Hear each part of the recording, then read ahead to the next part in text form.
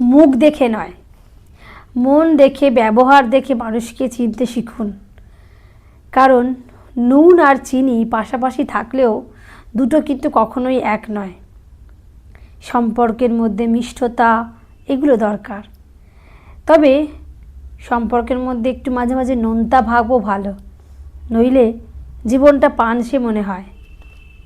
দেখবেন চুপ থাকলে মানুষ দুর্বল মনে করে, আর এই দুর্বলতার সুযোগ নিয়ে কিন্তু অনেকেই অনেক কিছু করে বেরিয়ে যায়।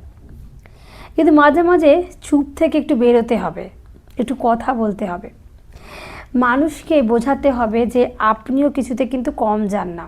আপনি বোঝেন কিন্তু বোঝান না, আপনি সবটা দেখেন কিন্তু চোখে আঙুল দিয়ে কাউকে দেখান না। আপনি অন্তর দিয়ে দুঃখ কষ্টটা বোঝেন কিন্তু দেখান না।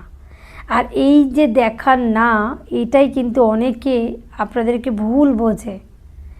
আপনারা আস্তে করে ওখানটা থেকে সরে আসেন যেখানে আপনাদের অপমান বোধ হয়। আর এটা কিন্তু অনেকে দুর্বলতা ভাবে, বা ভাবে যে হয়তো ভয়ে চলে যাচ্ছে, কিংবা একে হয়তো আরও একটু কষ্ট দিই, এ তো কিছুই বলছে না।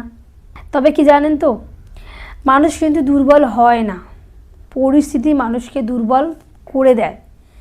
আর এই পরিস্থিতিটা যখন আবার উল্টে যাবে না, তখন দেখবেন যারা আজকে বড় বড় কথা বলছে, আজকে আপনাকে ঠুকে কথা বলছে, আজকে আপনাকে অপমান করছে, দেখবেন তারাই একদিন আপনার পায়ে এসে পড়বে এবং সেদিন হবে আপনার জয়, চুপ থেকেও জয়, যেটা একান্তই আপনার জয়।